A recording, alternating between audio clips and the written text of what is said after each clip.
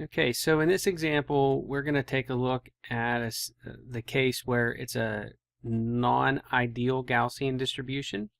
And so we're going to be taking the Coulomb's law approach to determine what the potential at the end of the rod is. So I would encourage you to pause the video and try this on your own. There's absolutely no harm in doing it. But let's go ahead and get started. We have this rod uniformly charged, and when we use the Gauss's law approach, we're going to have to break the rod up into an infinite number of pieces, and so we just need to finish setting everything up. Keep in mind with this approach that you have to select a coordinate system so that you can determine what positions are within the coordinate system. So we're going to start by placing x equals 0 at the point we're interested in, and the charge that we're summing up is going to be somewhere on the rod, but it's going to be at a location x. And that's pretty much everything we need to know. Just remember that on this little tiny chunk that has a width dx, it also has a charge dq, because this is a uniform charge distribution. So let's go ahead and set this up. And what we get is v is equal to the integral from a to b of k dq over r. Now remember that this comes from dv is equal to k dq over r. That might make it easier for you to remember the difference between the two equations, because we've got delta v is equal to minus the integral of v dot ds, and then this one is, k dq over r, and so, you might jumble that in your head a little bit. So thinking of it as two separate, one's an integral, one is a derivative form, it might help you separate those out in your mind.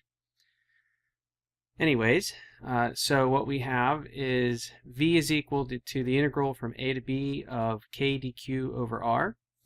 And remember that dq is going to be lambda dx. And r in this case is going to be equal to x. And remember where that comes from. R is equal to the square root of x squared plus y squared. And since everything lies along the x-axis, y goes to 0 and you get the square root of x squared, which is just equal to x. So we're going to get v is equal to the integral. Now our limits of integration, remember that when we're integrating using Coulomb's law, we're summing up everything that is on the rod itself. And so we don't go from 0 to the end of the rod, we go from one end of the rod to the other end of the rod. Now this first end of the rod is at location h, and the other end of the rod is h plus l. Okay, so we're going to integrate from h to h plus l. And this is going to become lambda dx over x. So the potential is equal to, when you take the derivative of dx, or 1 over x, you get the natural log of x. And so what we get is, I forgot my k here. So what you get is k lambda times the natural log of x evaluated from h to h plus l. And so we're going to ultimately get that the potential, now that's an absolute potential, at that location at the end of the rod, and putting this in proper terms for the AP exam, k is going to be 1 over 4 pi epsilon naught. Typically lambda is going to be a q over l. So I'm just putting this on your radar. So let's do that. We're going to have q over 4 pi epsilon naught L times the natural log of H plus L minus the natural log of H, and that when you do this subtraction here, that's the same thing as writing it as Q over 4 pi epsilon naught L times the natural log of H plus L over H. And so this would be our final answer for determining the potential at this location from the end of the rod. Now I am going to mix things up a little bit here, and I'm going to ask you another question, and I'm going to ask that you pause the video and give it a shot. So here's the question. I want you to determine the change in kinetic energy for a charged particle Q, just a small test charge, which moves from H to 2H. So a small test charge is going to go from H to 2H, and I want to know what is delta K.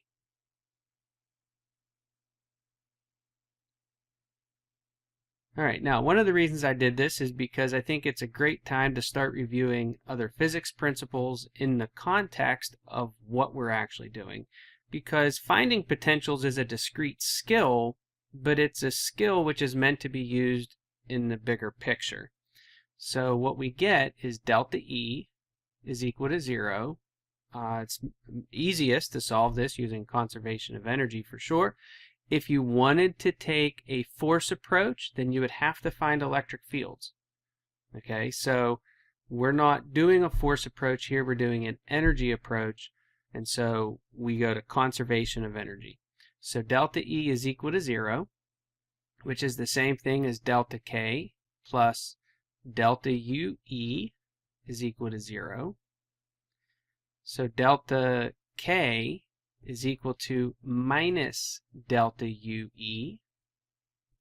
Notice I haven't even touched any of the potential stuff yet in the integration because I don't want to do that. First, I want to get to where I can find an answer. I want to know that I have a basic outline of my strategy, and then I use this integral as the tool that it's meant to be to help you solve problems.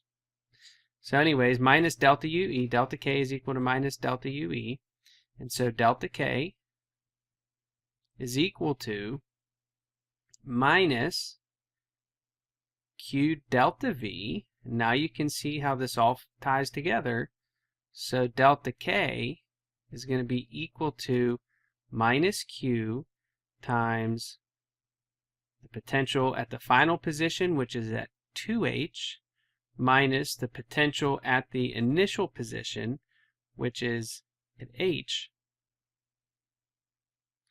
And so now what we have to do is this. Take note of the fact that this we haven't found yet. So we have to find this. But this we already have the answer to.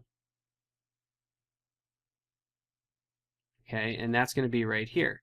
So this is our basic formula for doing what we're doing, except we're going to have to change our limits. So think of this formula here as really as being V is equal to Q over 4 pi epsilon naught times L times the natural log of, and then we're going to go from some and we're going to use just generically A and B for initial and final positions, so we'll put B over A. So that's going to be our generic formula. So now using our new limits, we're going to say that B is equal to 2H plus L, and A is going to be 2H. So it's still of this same form. You go back to the original model that we have up here. It starts here, so this is X initial for us, and we move in this direction to a location which is 2H away. The total distance is going to be 2H, so we have H and H,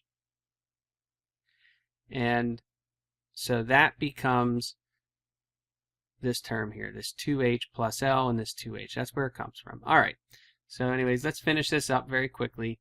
And so what we get is delta K is equal to minus Q times, now V final